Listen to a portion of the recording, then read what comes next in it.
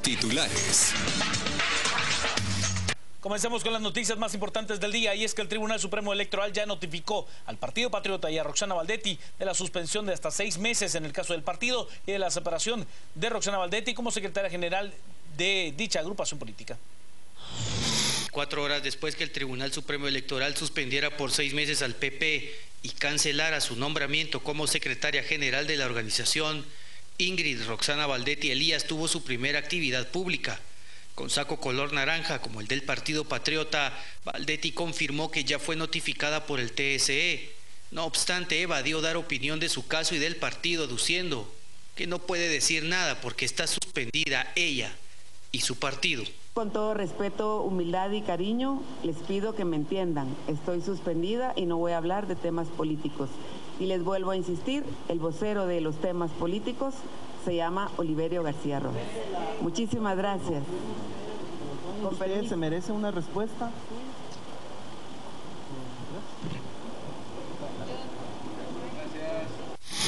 A pesar de la suspensión, Alejandro Sinibaldi realiza actividad de reunión de las bases de su partido en Huehuetenango. A pesar de que el Tribunal Supremo Electoral suspendiera temporalmente por medio año al Partido Patriota, el precandidato a la presidencia Alejandro Sinibaldi no ha suspendido sus actividades partidistas, pues continúa con su gira en el departamento de Huehuetenango, quien visitó los municipios de Todos Santos, Cuchumatán, Aguacatán, Huehuetenango, Cabecera y el municipio de Jacatenango, en donde aprovechó en pedirle votos a los simpatizantes para el actual alcalde municipal Mario Silvestre Camposeco. Quiero saludar especialmente el día de hoy a Jorge Mario, un alcalde trabajador, un alcalde que lo queremos otros 4 años aquí con nosotros, trabajando y construyendo un mejor Jacatenango. Démosle un fuerte aplauso a nuestro alcalde. Según se ha informado, el exministro de Comunicaciones seguirá con su gira el fin de semana, en donde tiene previsto visitar los municipios de La Libertad y Colotenango. Sin embargo, aunque el exministro de Comunicaciones indicara no realizar campaña anticipada en las actividades, se observa que los simpatizantes participan con carteles, globos en donde se refleja la imagen de la vicepresidenta Roxana Baldetti y Alejandro Sinibaldi. Reportó desde Huehuetenango, Haroldo Mateo. Según Juan Alcázar del Partido Patriota, Alejandro Sinibaldi tendría que ocupar la Secretaría General de dicha organización. Luego de que el Tribunal Supremo Electoral anunciara que se tiene que suspender como secretaria general del Partido Patriota Roxana Baldetti, el diputado Juan Alcázar, al ser consultado que quién tiene que asumir el cargo, según él, sería Alejandro Sinibaldi, ya que le corresponde como secretario adjunto del comité. Primero habría que llegar al fondo de esto, porque el análisis nuestro y de nuestros abogados es que aquí debe de existir todavía un proceso que no se ha seguido, simplemente se dictaminó algo sin comunicar nada. Entonces los abogados están siguiendo el proceso para contrarrestar esto. No estamos de acuerdo en que se haya sido.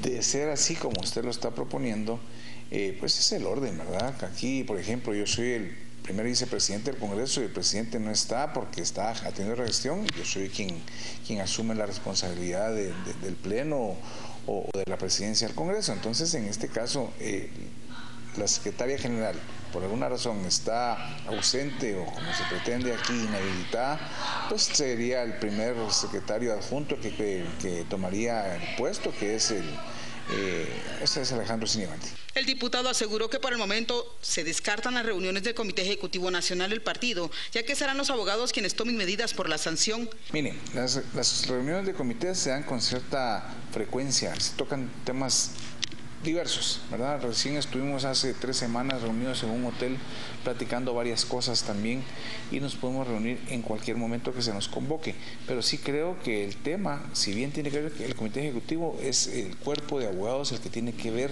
y guiarnos, darnos el norte, qué es lo que se tiene que hacer, y nosotros, como le digo, respetuosos de la ley. El funcionario aseguró que ellos están dándole todo el apoyo a Baldetti para que continúe en el cargo, pero de no ser así, Alejandro Sinibaldi será el nuevo secretario general del partido. ¿Sabe usted? La bancada de la Unidad Nacional de la Esperanza accionará penalmente en contra de los funcionarios que participaron en la actividad del Partido Patriota el pasado domingo. La bancada de la Unidad Nacional de la Esperanza denunciará penalmente a los funcionarios que participaron en la proclamación de Alejandro Sinibaldi como candidato a la presidencia. Según el diputado, los ministros, viceministros y secretarios violentaron la ley participando en un acto político al momento de ser funcionarios. Y nosotros vamos a acudir a presentar la denuncia en contra de aquellos ministros, viceministros, secretarios y directores de dependencia del organismo ejecutivo que asistieron al acto de proclamación de Alejandro Sinibaldi, que era un acto promovido por el Partido Patriota. Cualquier persona tiene derecho a participar en la vida política, pero cuando uno ejerce el cargo de funcionario tiene la prohibición de no beneficiar, perjudicar o generar algún tipo de acción con algún partido político. Además, el parlamentario denunciará a los magistrados Rudy Pineda, quien es el presidente del Tribunal Supremo Electoral, y a Jorge Mario Valenzuela, quien es vocal de tribunal, por presuntamente tener favoritismo por el Partido Patriota. También estamos planteando denuncias la próxima semana en contra de los dos magistrados del Tribunal Supremo Electoral, el magistrado presidente y el magistrado vocal segundo, por incumplimiento de deberes y violación a la Constitución, ya que es evidente en reiteradas ocasiones en su actuar y en la forma en que ellos han emitido las resoluciones y sus votos en cada una de estas, un beneficio directo hacia el Partido Patriota, a tal extremo de que están poniendo en riesgo la credibilidad, la legitimidad y la independencia del Tribunal Supremo Electoral. El legislador aseguró que se seguirán interponiendo denuncias en contra de autoridades por incumplimiento a la Constitución Política de la República. Colapso en un drenaje en la calzada Roosevelt crea un boquete en plena calle de grandes dimensiones. Un agujero de 8 metros de diámetro y 5 de profundidad está provocando fuerte tráfico en la calzada Roosevelt. El hundimiento sucedió en horas de la mañana y se encuentra a la altura de la 26 avenida de la calzada Roosevelt, cerca de un centro comercial. Un camión estuvo a punto de irse en el hoyo. El piloto del vehículo estaba estacionado cuando escuchó un estruendo, se percató del problema e inmediatamente descendió dejando el automotor a poco de caerse. Un asegurador explica lo que sucedió. Un accidente de tránsito, ¿verdad? Entonces lo que la PMT trató es de ponernos en un punto muerto, ¿verdad? Para no obstaculizar el tránsito. Cuando la PMT nos pone directamente en este lugar fue cuando pues el señor no sabía dónde ponerse, ¿verdad? Lógicamente él se pone acá por instrucciones de la PMT. Cuando él se sube, cuando ya nos íbamos a ir a la comisaría de la PNC, fue cuando la tierra se hunde, ¿verdad? La Municipalidad de Guatemala envió a sus trabajadores para solventar el problema que se espera sea este fin de semana. El director de obras de la Municipalidad de Guatemala, Álvaro Hugo Rodas, explica que todo fue un producto de drenaje que colapsó. Es una candela, un drenaje superficial que es el que se quebró. Y pues ahorita va a bajar la gente en Pagua ya a escarbar, a ver qué tan dañado está el drenaje y pues comenzar ellos a trabajar. Yo calculo, como le digo, todo el día de hoy estaremos trabajando y toda la noche para que mañana esté activado el sector. La municipalidad, luego de arreglar el drenaje colapsado, rellenará el agujero con lodo concreto. La PDH asegura que ellos advirtieron del colapso en el abastecimiento del Hospital San Juan de Dios con un tiempo prudencial. Según la Procuraduría de los Derechos Humanos, hace más de 20 días que se advirtió a las autoridades del Ministerio de Salud que el Hospital General San Juan de Dios estaba a punto de entrar en crisis de desabastecimiento. Esto debido al desorden financiero que existía en el nosocomio. Bueno, esta es una situación que se venía acumulando desde hace algún tiempo atrás. Nosotros habíamos denunciado hace alrededor de 3 o 4 semanas la crisis en el desabastecimiento de medicamentos que había presentado todo el hospital. Hicimos con las autoridades locales del hospital, ofrecimos todo nuestro apoyo para solicitar toda la parte presupuestaria a finanzas, ¿verdad? Sin embargo, uno de los problemas más serios que ha enfrentado el hospital en este último trimestre ha sido el cambio de gerentes financieros, lo que de una u otra forma ha retrasado el proceso de todo lo que es las compras y de todo el proceso de asignación presupuestaria. Asimismo, la Procuraduría de los Derechos Humanos concretó una cita con el nuevo ministro de Salud para presentarle las prioridades que tiene el nosocomio en este momento y que se pueda atender de manera pronta. La consulta externa del Hospital General San Juan de Dios permanecerá cerrada hasta que gestionen los recursos para poder atender a la población. Por el momento, las citas establecidas se están reprogramando. Médicos de este centro hospitalario aseguran no tener los insumos para atender los problemas de salud de la población guatemalteca. Se espera que el servicio se normalice la próxima semana. La fiscal general de la República asegura que si hay indicios de nexos de funcionarios de gobierno con la red liderada por Byron Miguel Lima Oliva, se accionará en busca de un derecho de antejuicio. En el caso de la investigación a la estructura que presuntamente dirige el reo Byron Lima Oliva, que se dedicaba a traslados de reos entre distintas cárceles, el juez Miguel Ángel Gálvez sugirió al Ministerio Público iniciar los trámites para investigar a los funcionarios que fueron vinculados en hechos anómalos por el acusado Lima. Entre ellos se encuentra el actual ministro de Gobernación, Mauricio López Bonilla. Al respecto, la fiscal general Telma Aldana argumentó que se iniciarán las averiguaciones y, según sea el rango del imputado, podría recurrirse a solicitar los respectivos antejuicios. Hay que hacer el análisis de qué personas son y quienes tengan derecho a antejuicio, pues habrá que plantearlo ante la Corte Suprema de Justicia. Aldana añadió que ya se trabaja en el tema de la extinción de dominio de las propiedades de Byron Lima y que además ya se han inmovilizado algunas. Momento del clima, es Diana Guerra.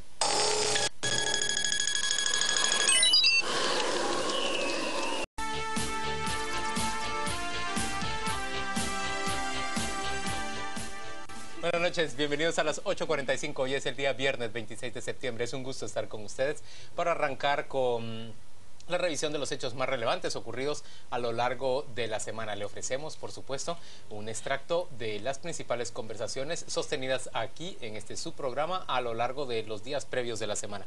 Claudia Méndez Arriaza, bienvenida. Gracias, Juan Luis, ¿cómo estás? Pablo Hurtado, bienvenida. ¿Tú has visto estos dos? La guasa que traen antes de empezar y lo bien que lo disimula. Y luego pero nos empezamos a reír. Nos reímos ahí la guasa, pero no vamos a contar eso. Simplemente le quiero entramos decir que directo al tema. Vamos Vamos a ir directos al tema que le tenemos para este segmento. Realmente son 4 temas de los 4 días, pero lunes y martes se abordó prácticamente el mismo tema. Lo que ocurrió en la aldea de los Pajoques, digo bien, ¿verdad? Sí. En San Juan, Zacatepeques. El lunes hubo unas entrevistas al respecto, el martes un servidor y Silvia Jedera, y perdón por ponerme el primero, hicimos la segunda, así que se la vamos a mostrar y a partir de ahí hablamos. Un municipio en total abandono, con una ausencia de Estado espantosa, en donde cada quien hace lo que le da la gana. Hace muchísimos años, o no, tal vez no muchísimos, pero algunos años, se tuvo una disposición por parte de la Policía Nacional en donde se autorizaba el que grupos civiles hicieran justicia o fueran los encargados, se delegaba la persecución de los que cometieran ilícitos.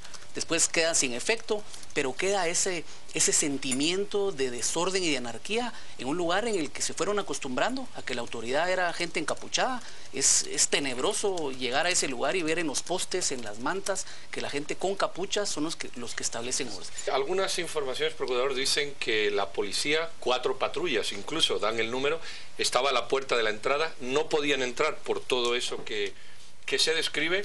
Y la pregunta es, bueno, ¿y el ministro de Gobernación y el gobierno que tienen el poder coercitivo del Estado en estas situaciones donde una persona llamaba y decía, me van a matar, y de hecho asesinaron a 8 personas? ¿Usted habla con el ministro de Gobernación o hay alguna idea que pueda darnos al respecto? Sí, bueno, en primer lugar, recibimos nosotros incluso llamadas telefónicas solicitando ese auxilio. El viernes en la noche el señor Marcelo Jocop llama por teléfono, se comunica con una trabajadora de la institución, le pide por favor auxilio porque teme lo peor. la trabajadora de la institución se comunica con el director de la policía, le dice lo que está sucediendo y le pide que por favor la policía actúe como es su obligación. Tú lo decías, de lo más elemental de un Estado de Derecho es ese ius puniendi, que es la facultad del Estado de investigar, de juzgar y de sancionar a los responsables de un hecho delictivo. Pero eso no se da en el Estado. Aquí no hay fuerza policíaca, que entre, que tenga esa potestad de hacer valer esa soberanía del Estado que se ve reflejada precisamente en eso. Así es que al día siguiente vuelve a llamar a las 7, aproximadamente 6, 7 de la mañana, nosotros lo presentaremos en nuestro informe final, esta misma persona diciendo que no ha llegado la fuerza pública, que al parecer no pudieron ir. Llamaron y no les atendieron. Así es. Y el lunes también ustedes hicieron otra entrevista que de alguna manera puede contrastar, complementar esta. ¿Por qué no ponemos la intervención del lunes y si quieren discutimos los dos temas? Ese tema me parece a mí oportuno. En la mesa tuvimos con sus dos entrevistas a un representante del CUC y a Miguel Castillo, que es analista y experto en temas de conflictividad. Miremos lo que nos dijeron en la misma mesa, pero el día lunes. Sí.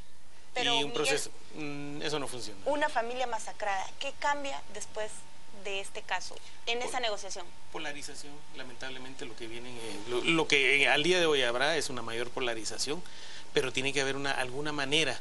Yo creo que la mejor manera es dejando que los actores locales, los comunitarios verdaderamente se sienten y puedan entre ellos solucionar. Pues usted no está de acuerdo, es que yo siento que responsabiliza al Estado cuando lo que hemos escuchado es que grupos opositores a la construcción de la carretera buscaban listados de familias que habían vendido propiedades para que la carretera pase.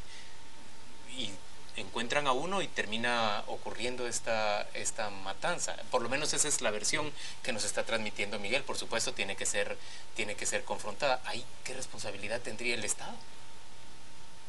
Definitivamente aquí hay una situación. Este caso se planteó ante el Sistema Nacional de Diálogo, como les decía, en junio de este año, como una de las demandas que ellos plantean en relación a por qué generar o priorizar el tema de la construcción de una carretera en áreas aledañas en un conflicto latente, como era el tema de la imposición de la cementera y la puesta en funcionamiento de la misma, y cómo esto viene y se concatena a través de una serie de acciones respaldadas por el mismo Estado, y ahí es donde digo la responsabilidad del mismo Estado al autorizar por los medios administrativos correspondientes este tipo de proyectos en una zona de conflicto, cuando debería en primera instancia resolver demandas, poner a las dos partes en discusión, en negociación, a las mismas comunidades para que resuelvan sus problemas antes de venir e imponer proyectos de esta forma.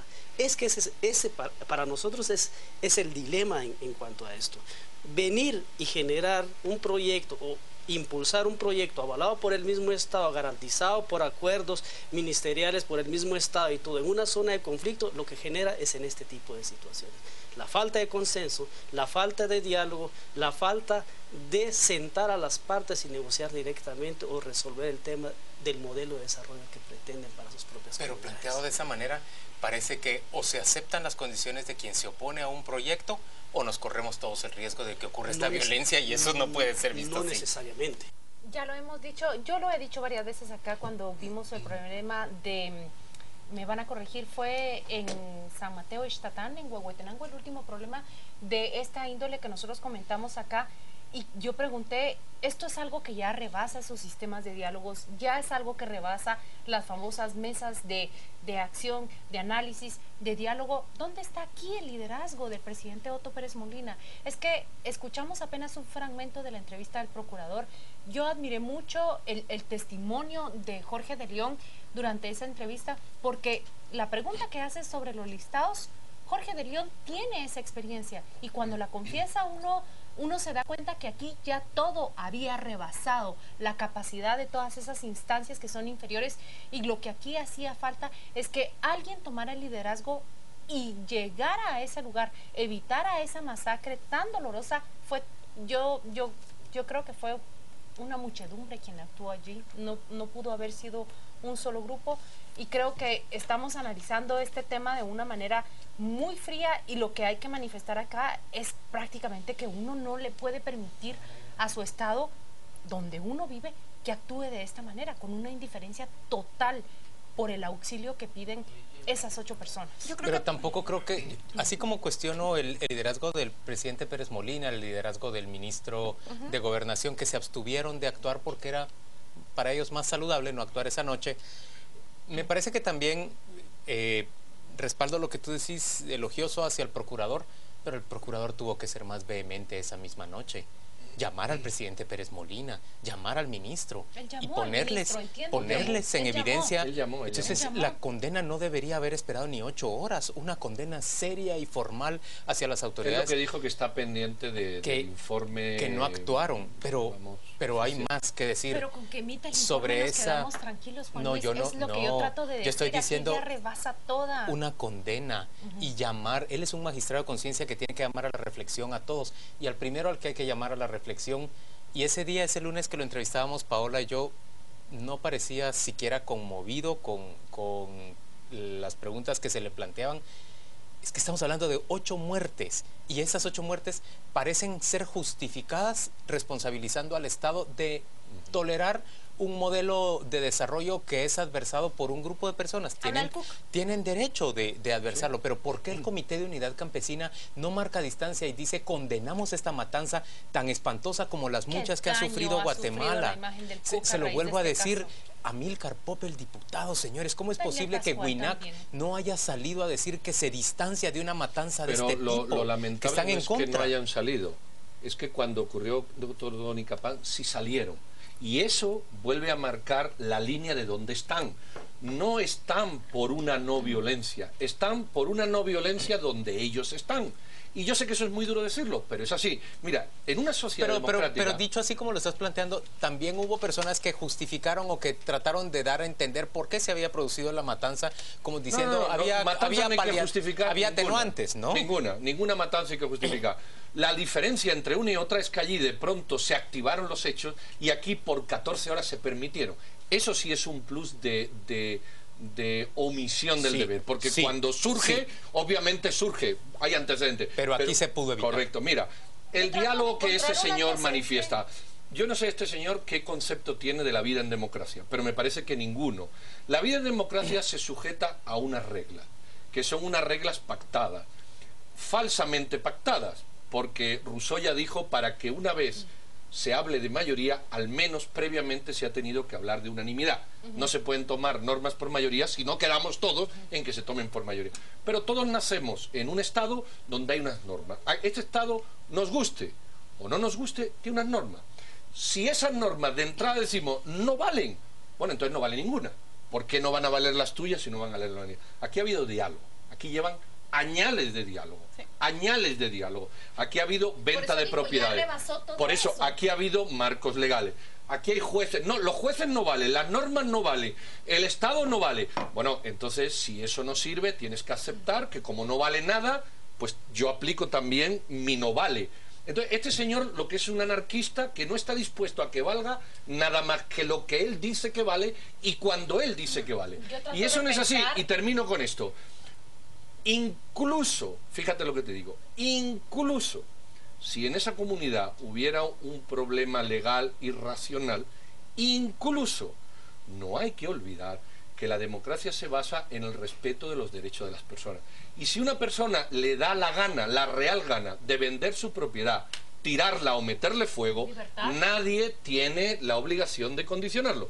Respetando esos principios podemos dialogar, podemos debatir, pero llega un momento en que cuando la ley ya no hay que discutir y hay que cumplirla, hay que cumplirla. Yo me quiero referir a un aspecto que ustedes tocaron al principio sobre la condena a por qué no actuaron las fuerzas de seguridad. Creo que es muy simplista decir, condenen al Estado porque no reaccionó. Vaya, es cierto, es un hecho.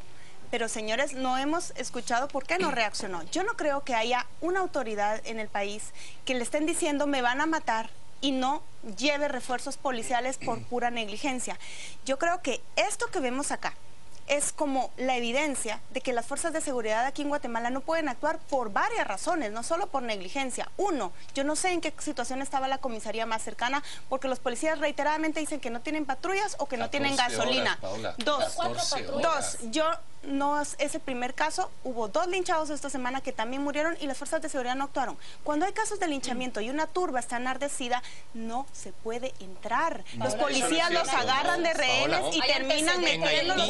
No estoy justificando, solo estoy diciendo, consideremos que las hay fuerzas de Naciones Unidas lograron frenar los linchamientos mediante en Somalia también aerotransportación de tropas y protocolos específicos. Para eso. Exacto. Aquí no ha habido nunca. ¿Cómo es posible aquí que los últimos las turbas y la policía se tienen que replegar? Que han visto los linchamientos no han sido capaces de desarrollar el protocolo apropiado para intervenir en esta clase de actos. Ahí está la crítica, no solo en el caso. Sí tienen protocolo, sí tienen fuerza. Cuando fueron oye, Paola, no pueden cuando actuar, fueron, son incapaces, no es cierto, esa es la excusa. No es cierto, no es cierto. Cuando fueron a detener a los Lorenzana, se montó un dispositivo de la Gran Diabla y funcionó. Cuando fueron al norte a San Marcos con la Operación Dignidad, se montó un dispositivo de la Gran Diabla y funcionó. Y cuando el gobierno...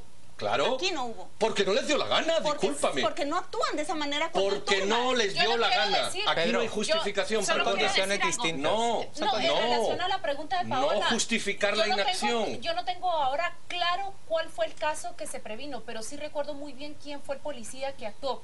El comisario Enio Rivera se hizo muy famoso porque en su momento hay un linchamiento, desarrollan una estrategia, intervienen en el lugar y son salvadas al menos 4 víctimas. Ahora, yo estoy tratando de recordar qué caso existe en mi memoria reciente de 14 horas de prevención, de llamadas desesperadas para que la policía intervenga, de 4 patrullas que están alrededor, menos de 1 kilómetro, y no se actúa. ¿Dónde estaba la Oficina de Naciones Unidas de Derechos Humanos que se dedica a criticar aquí los derechos? ¿Por qué no se apersona allí? 14 horas. Yo estuve en Naciones Unidas en el 98 y vivimos más de una situación de linchamiento. Mentira, perdón que lo diga tan contundente. Hay linchamientos que se pueden prevenir. Por supuesto que se pueden prevenir. Todos se pueden prevenir, todos se deberían. Digamos que hay algunos que la sorpresa, porque tienen una secuencia. Solo déjenme, existe una secuencia. Pero ya con más calma y menos pasión. ¿Cómo se interviene en horas de la noche cuando una muchedumbre de una comunidad está asediando a una familia adentro de una construcción de bloc y lámina? Al parecer no tenemos la respuesta. Aparentemente como país. Había armas adentro del grupo, se disparaba desde adentro y desde afuera. Supongo que se les acabó la munición a las personas que se estaban defendiendo adentro de la vivienda. ¿Cómo hace ahí una fuerza pública? Bueno, escucha, cuando está en el tiroteo es complicado. ¿Sí? Pero antes de que se organizara ese tiroteo, todos los linchamientos que yo conozco, todos los linchamientos tienen un proceso. Todos. Unas horas más o menos que te lleva la concentración, la incitación, la designación, la agresión y la conclusión. Y este duró más de 14 horas. Y en 14 horas se pueden hacer muchas cosas. Si me pregunta, cuando yo te estoy disparando a ti 200 balas y tú a mí 100, a lo mejor la respuesta es ya no hay solución. Pero con anterioridad la hubo. Aquí había policías en la puerta que... Lo primero que tenía que haber ocurrido es que cuando... porque ya son 8 muertos de 11 o 12, o sea, ya hubo 4, ahí el ministro de Gobernación y el presidente tenían que haber puesto una comisaría de policía. ¿Les gusta al pueblo o no les guste? Punto, no hay que discutir. Punto, no hay que discutir, porque si discutes llegas a esto. En cambio, torpemente se puso un destacamento militar, que no sirve de nada. Pero hubo 4 patrullas alrededor del hecho. Pero ahí había patrullas. Más curiosidad que postura, ¿qué se hace? ¿Hay una manera con contingentes aéreos, helicópteros? Te voy a decir una cosa, esto está resuelto en todos los países del mundo. Hay reglas de enfrentamiento, hay normas previas. Te voy a contar lo que se hacía en Bosnia. Cuando tú tenías un problema de estos en Bosnia, en 3 idiomas se decía, en 3 idiomas, generalmente era el bosnio, era el inglés y depende de la zona donde te daba. Se decía, usted está cometiendo un delito, o tira las armas o puede ser objeto de fuego. Le doy 5 minutos. Usted tiene 10 minutos para... Bueno, y eso va distendiendo, porque hay gente que se lo cree y se va yendo. Pues este comisario Enio Rivera es famoso por eso, porque sí, pero escucha, como si tú me dices que en el Jueves Negro no había capacidad policial. No, lo que hubo fue ausencia de autoridad y de voluntad. Señores, pero no es que sea dirigido, no es que dijeron aquí, ay, no vamos a hacer nada. El Estado es incapaz de reaccionar ante turbas enardecidas y pero ha habido diferencia por años. Y apenas 20 horas después ellos celebraron su gran fiesta de proclamación de candidato oficial. Vamos a la pausa comercial. comercial, volvemos dentro de muy poco.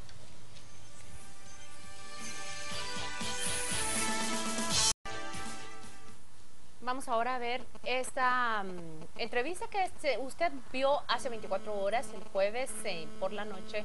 Junto con Juan Luis entrevistamos a los diputados que se encontraban sorprendidos, los tres, tanto Patriota como UNE, como PRI, de la elección de la Corte Suprema de Justicia. Y esto es como nos respondieron.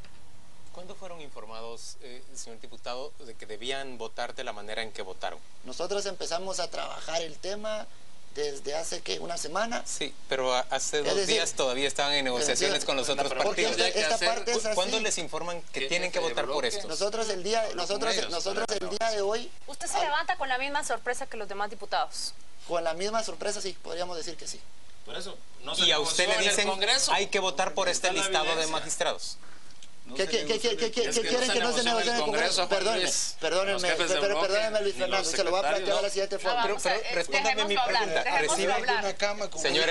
Señores, permitan que hable el diputado, solo le estoy preguntando directamente. ¿Recibieron un listado diciéndole cuáles eran los magistrados? Simplemente tenemos que estar en el Pleno, vamos a llegar a acuerdos, vamos a votar magistrados el día de hoy. Y el tema de cómo se eligen los magistrados sucede el día de hoy. ¿Quién lo dice? Jefe de bancada. Su jefe de bancada. Así es. ¿Cómo reaccionan o cómo trabaja todas las bancadas del Congreso. A ver, mí me parece un poquito raro que ahora la UNE, y me voy a retomar, la UNE tuvo que regresarse, votó magistrados y se tuvo que hacer para atrás y volver a vetar. Y esa decisión no se tomó en el Congreso, o se tomó en el Congreso, que me acuerde, ¿no? Entonces, me parece raro que aquí vengamos nosotros a lavar cara, a decir, las decisiones se toman en jefes de bloque, las decisiones se toman en el Pleno. Y las decisiones son dinámicas y se van cambiando en el Pleno. Escuchamos a Orlando ahora. Esa decisión la tomaron ayer en la noche, hasta horas de la madrugada. Sinibaldi Baldizón, dice usted. Así fue. Pero me imagino que va a presentar pruebas el diputado con la contundencia que lo está diciendo. Ya escuchó usted cuántas posiciones que nadie se vuelva a molestar por la jaula de grillos que montamos aquí. Por supuesto. Eso es una jaula de grillos. Miren, yo le creo al diputado Blanco. ¿A quién le cree Paola? Lo que pasa es que tiene razón, no hay pruebas. Lo de siempre en el Congreso. Pero tú sí crees que Baldizón y Sinibaldi se pusieron de acuerdo. Eso llegó ya horneado al Congreso. Lo que pasa es que en la pantomima obviamente votaron. Mira, pero lo que no explican es por qué votaron un día antes de que tenían que elegir con los plazos legales. Yo le creo, voy a elegir qué fragmentos de qué le creo a cada diputado, porque hay que reconocer que cada uno lleva parte de verdad. Yo le creo a Luis José Fernández Chanal cuando dice de la misma manera se hizo con la UNE. ¿No recuerdan ustedes en 2009 cómo fue la elección de la Corte Suprema de Justicia? Y con el FRG. Exactamente, se hizo lo mismo con el FRG, con la Gana. Entonces allí lleva toda la verdad del diputado. Mira, antes se decía mientes más que una estadística y ahora es mientes más que un diputado, porque eso sí que miente.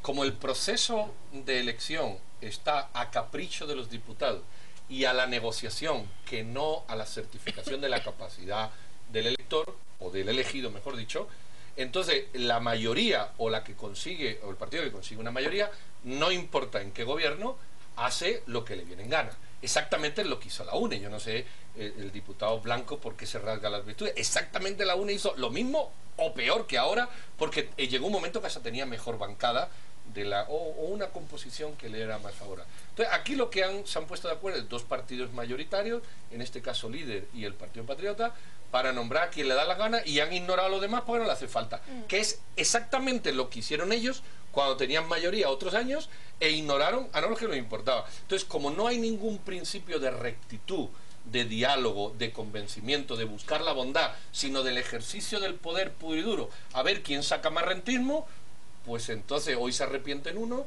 y otros salen favorecidos. Pero son esos plazos que caducan bien rápido, al parecer, porque si no, no hubieran corrido tanto para votar y correrse el riesgo de que les impugnen porque no se había vencido el plazo para que presentaran impugnaciones. Bueno, es muy raro lo que hicieron. Llegan con eso cocinado, pero saben que se les va Vamos a ver años después que sale, porque recuerdan ustedes como Roxana Valdetti, y se acaban de refrescar sus declaraciones cuando contó que alrededor de una cama fue que se definió la composición de la Corte Suprema de Justicia hace 4 años. Lo que no dijo cómo, ¿no? En una suite del Hotel Vista Real. Fue convocada como jefe de bloque. No he dicho dónde, perdón.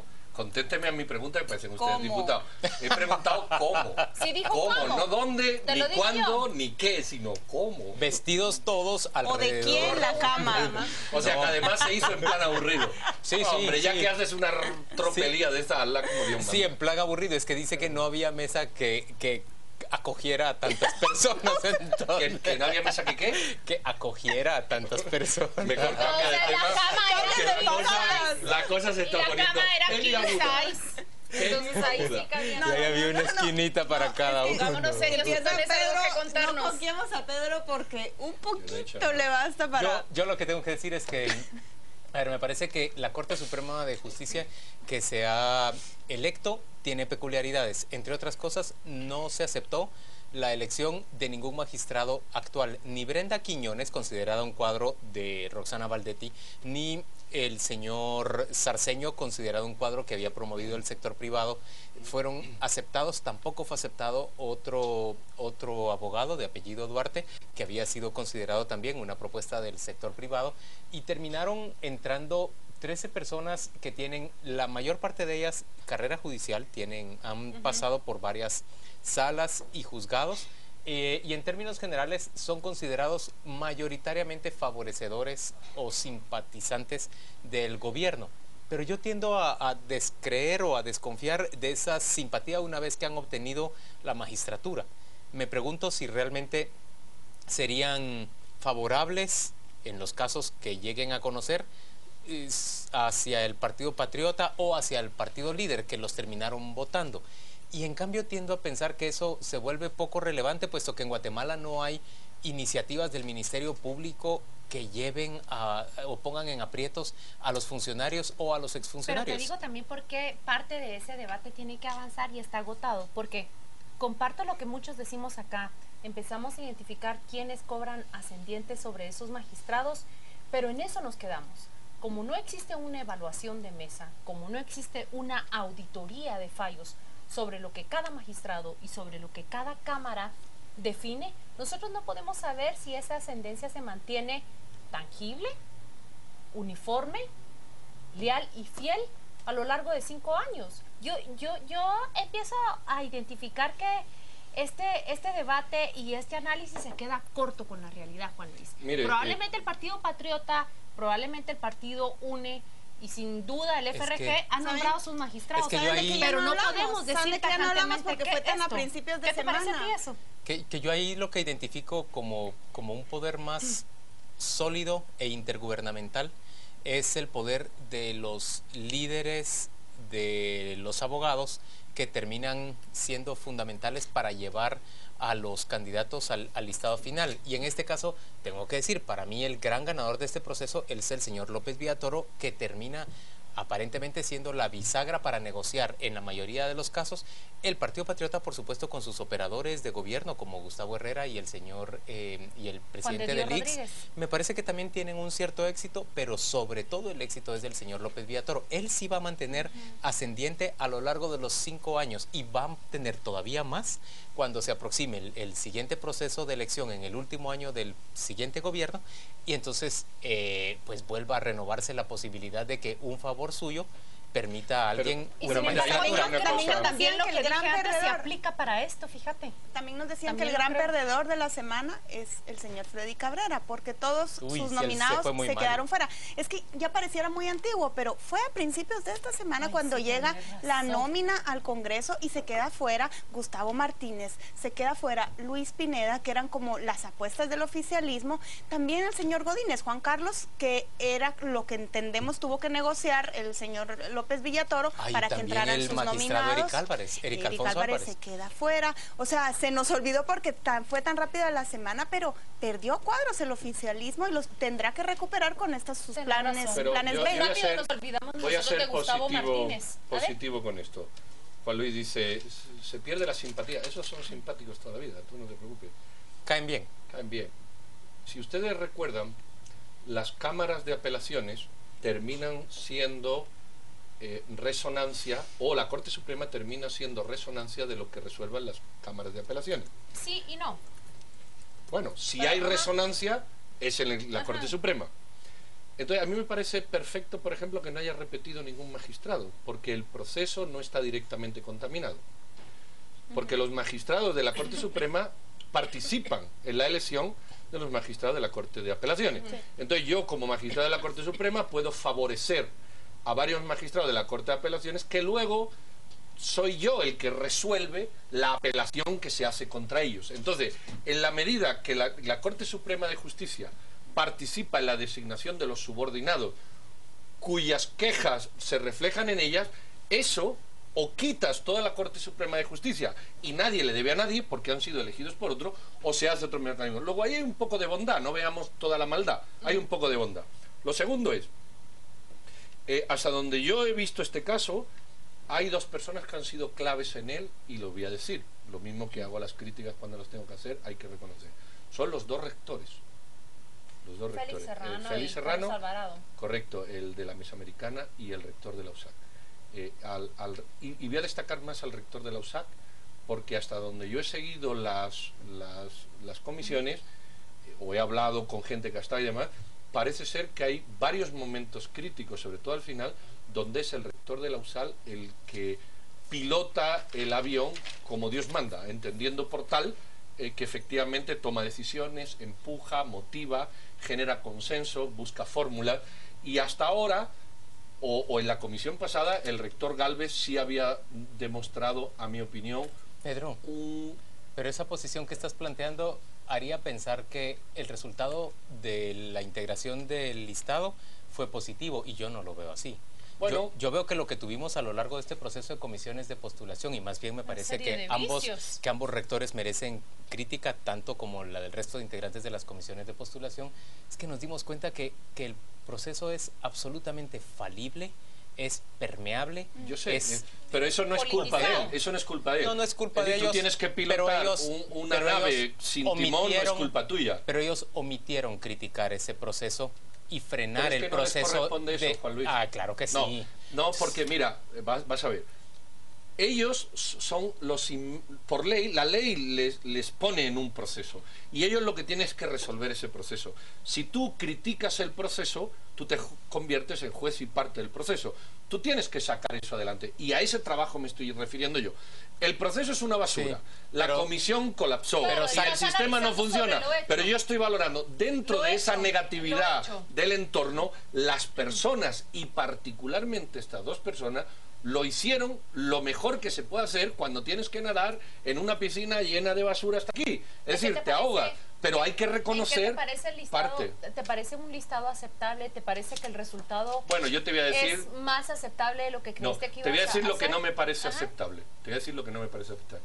A mí no me parece aceptable que ciertos medios escritos, que los he leído, digan, elegido fulanito de tal. Este fue el que dejó libre, pongamos un ejemplo, no es correcto, a Portillo. Y uno dice, ¿y eso es malo o qué?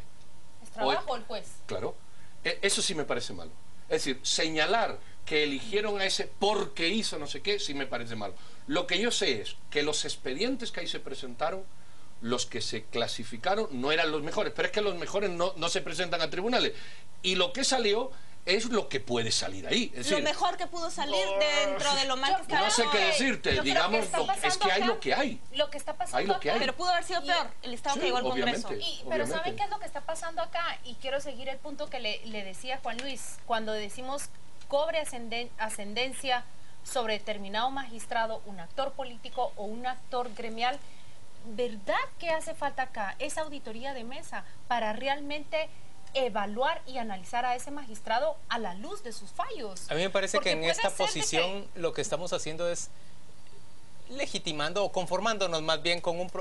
pudo haber sido peor, sí, pudo haber sido peor. Hay que cambiar el proceso. Yo estoy consciente que es un consuelo. La pregunta es si esta Corte Suprema de Justicia va a asumir esa posición. Yo quisiera que adentro de las comisiones de postulación alguien se levantara, se pusiera de pie y dijera, no, esto es una farsa, señores. ¿Cómo puedo estar yo sentado a la par de un decano que es una invención, que está aquí sin tener alumnos y sin tener catedráticos? Pero puedo participar yo en alguien que está compulsando la otra y aún que haya el valiente que se pare. Que eso no es cierto.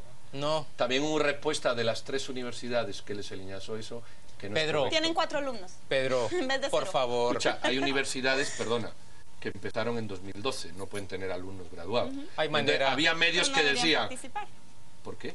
Las universidades deberían Pedro, de estar... No, las universidades de entrada no deberían de participar en el proceso. Yo estoy de acuerdo, en eso estoy de acuerdo. Nos estamos engañando. Atiende, pero...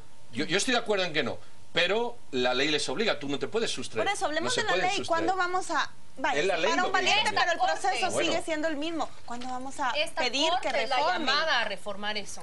Nos estamos engañando. Vamos a la pausa comercial y volvemos dentro de muy poco. Porque al final...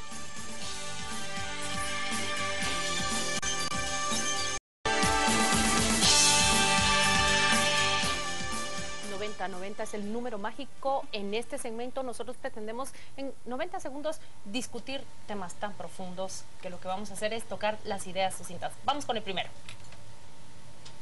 Mire usted, ahí está.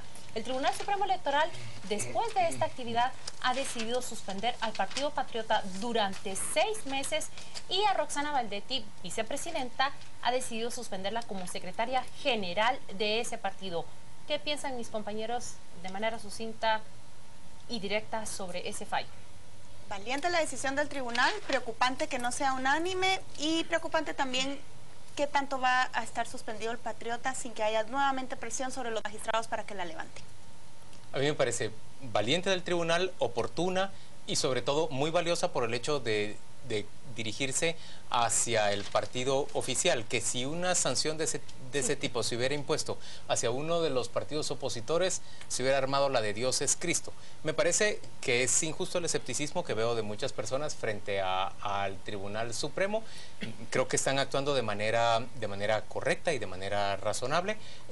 Sin embargo, quisiera verlos actuar de la misma forma contra el resto de competidores, o más bien en el caso de otros competidores que incurren en las mismas prácticas, aunque no sea en el Parque Central de Guatemala, sino que sea, pues, ¿qué digo yo?, en Petén o en Cobán. Bueno, yo creo que es preocupante la del Tribunal Supremo Electoral porque nuevamente se salta la ley vigente y hacen una interpretación como les viene en gana. Pero como nos gusta a los ciudadanos, lo aplaudimos. Pero eso no es la ley. Eso es pasar por encima de la ley a satisfacer una demanda social. El día que pasen por encima de la ley para satisfacer otra que no nos guste, entonces nos rasgaremos la vestidura. Pero eso no está en ley. No existe la ley electoral y de partidos políticos. Y no oportuna la del Roxana Baldetti.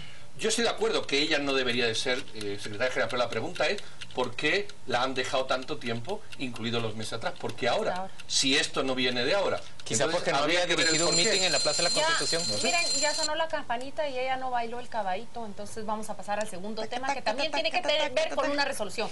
Byron Lima Oliva y 4 coacusados son sujetos a proceso. Este es un legalismo, pero lo que le quiero explicar es que el juez encuentra los suficientes elementos para que ellos inicien un juicio, una investigación, un procedimiento legal en el cual van a ser investigados y juzgados por esa mafia que se urdió dentro de una cárcel y a través de la cual se han presentado documentos que acusan a Byron Lima Oliva de facilitar el traslado de prisioneros hacia ese reino que era Pavoncito, donde ellos iban a tener pantallas plasmas, teléfonos celulares, comunicación por vía satelital a veces, visitas sin un régimen como lo contemplan otras prisiones. Pues bien, han quedado atados a proceso todos los 4 de los implicados.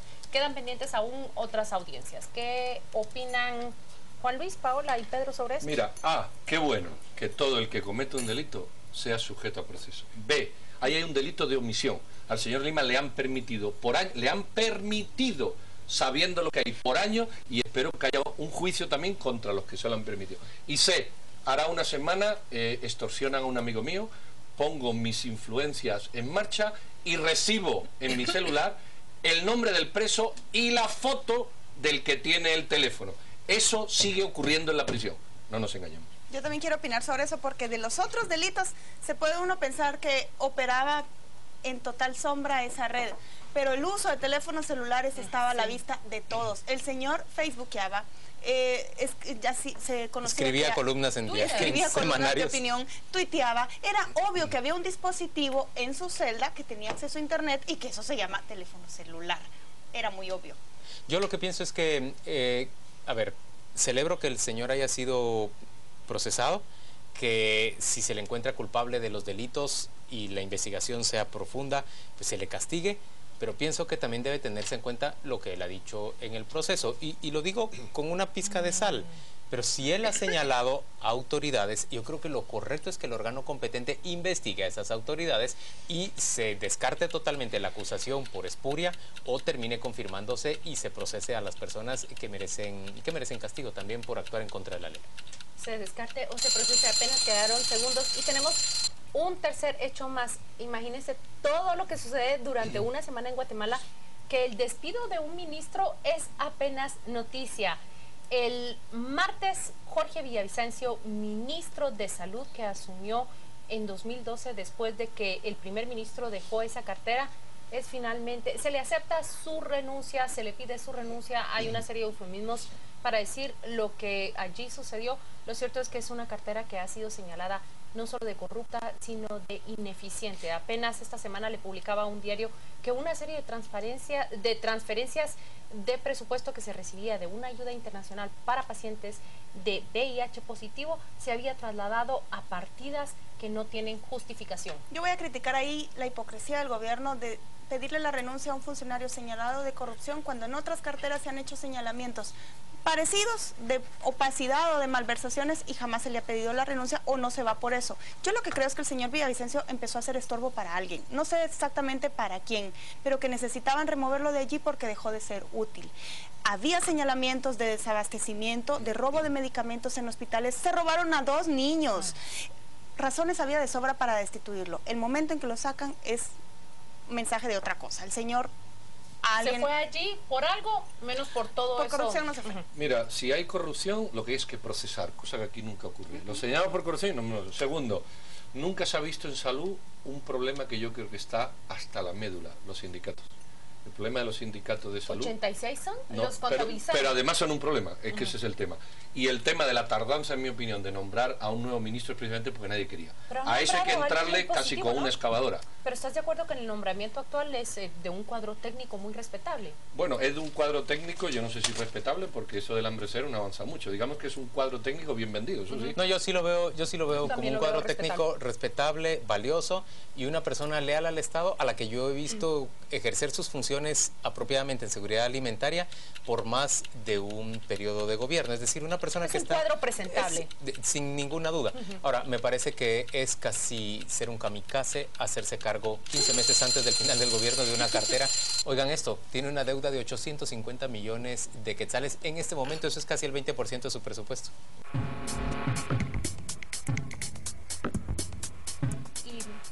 Pasemos ahora a tus candidatos a ganadores y perdedores. Bueno, voy a empezar yo. Déjame empezar a mí. Déjame empezar a mí, hombre. Empiece Juan Luis, venga. Yo voy a nominar a ganador al Tribunal Supremo Electoral por haber emitido una sanción bastante rápida y bastante contundente en contra de un partido que realizó una concentración pública, no proselitista, sino de campaña en la Plaza de la Constitución. Ese es mi candidato a ganador. Y voy a cambiar, y seguramente los señores de producción van a querer cortarme el cuello, pero yo voy a proponer como candidato a perdedor al secretario general de la presidencia, Gustavo Martínez, porque no logró integrar, él es el señor Gustavo Martínez, y a los señores de producción se les felicita por su agilidad y rapidez, me leyeron el pensamiento. Mira el baile del caballito. Porque no logró pasar al listado de candidatos a magistrados. Seguramente no hubiera sido electo por ese acuerdo entre...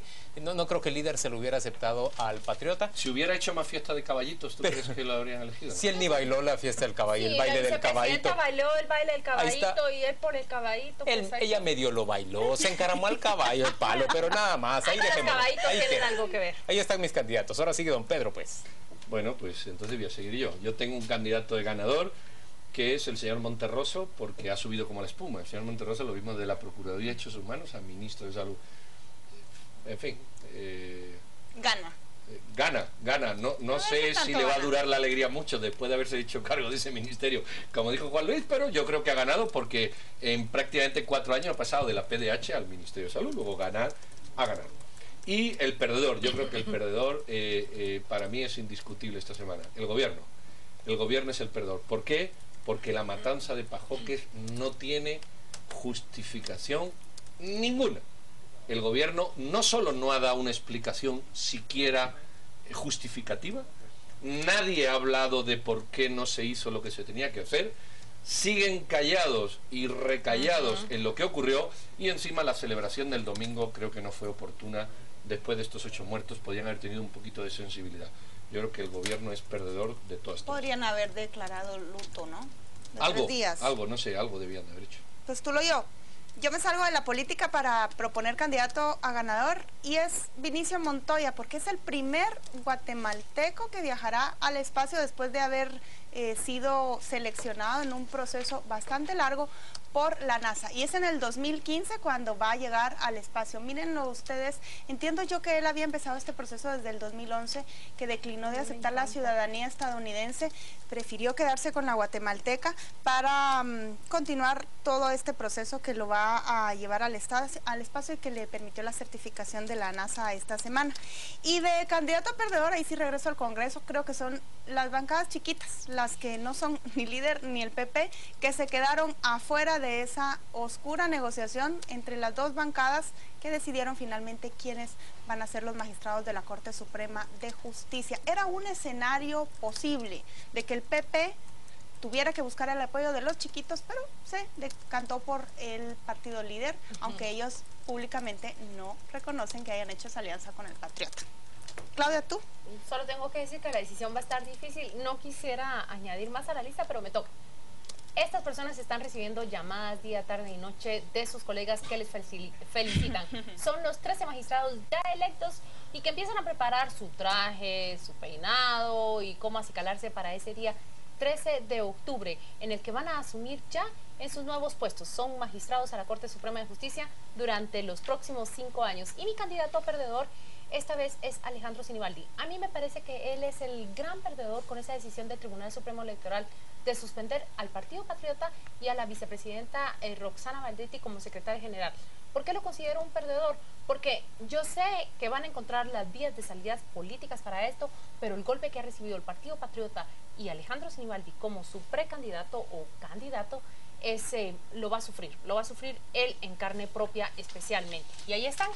Empezamos a votar. ¿Quién quiere empezar a votar? ¿Don Pedro? Yo para ganador voto por el Tribunal Supremo Electoral. Yo voto por Vinicio Montoya. Bueno, yo no voy a votar por Vinicio Montoya porque no es correcto que sea el primer guatemalteco del espacio. Aquí vivimos en las nubes, la mitad. Entonces, no por ahí no. Yo allá de la estratosfera. He ido borrando y poniendo, y voy a decir con lo que me quedo. Quito mi ganador. Creo que Claudia tiene un mejor ganador. Los 13 magistrados nombrados creo que son ganadores en su conjunto, pero sigo dejando al gobierno como perdedor de esto. Vaya, yo renuncio a mi ganador y también renuncio al perdedor y apoyo los magistrados, y como perdedor no voto por Sinibaldi porque creo que ganó más que lo que perdió. Creo que es el gobierno, porque esta masacre realmente al final termina sobre la responsabilidad de no haber actuado rápidamente. A ver, se empieza a nombrar ya ganador y perdedor. Aquí está claro, los 13 magistrados y el gobierno. Juan Luis. Yo voto en contra yo más bien voto a favor, como ganador del Tribunal Supremo Electoral, y me parece que como perdedor estoy de acuerdo, es el gobierno que se mantiene inactivo, que omite actuar cuando es su obligación absoluta en el caso de la masacre. Espera, no lo digas tú, no lo digas tú. Esto denota que como el domingo es su cumpleaños, pierde la memoria. Porque el domingo no se lo vamos a recordar, pero hoy sí. Porque dice Claudia, está claro que el ganador es los 13 magistrados y el perdedor del gobierno. Y dice Juan, no, el ganador es los 13 magistrados y el perdedor. Ahora yo te felicito. Yo digo que es el Tribunal Supremo Electoral, y muchas gracias. Te voy a decir una cuestión. Uno olvidadizo y el otro sordo. Yo, como aquí nadie se va a oponer, voy a nominar mi voto como doble. Yo voy a decir cuánto paga Pedro de energía eléctrica para que se enoje conmigo. Pero yo voy a decir algo. No digas cuánto pago yo porque tú tienes... Mi voto esta noche es doble. Y la coletilla. Mi voto esta noche es doble. Mientras ustedes están ahí papaloteando, yo nomino mi voto como doble. Me parece que sí, el perdedor es el gobierno. Entonces, el perdedor es el gobierno. Pero mi voto es doble por esta razón. Para ganador, el Tribunal Supremo Electoral. Muy bien. 3 votos para el Tribunal Supremo Electoral por todas las razones que dijo Juan Luis. Muchas gracias por acompañarnos. Que tengas un feliz... Y happy birthday to you, ¿no? Muchas gracias. ¿O no? Buenas noches. Te van a ahorcar. No, hombre, hay que decirlo. Y es que si no lo...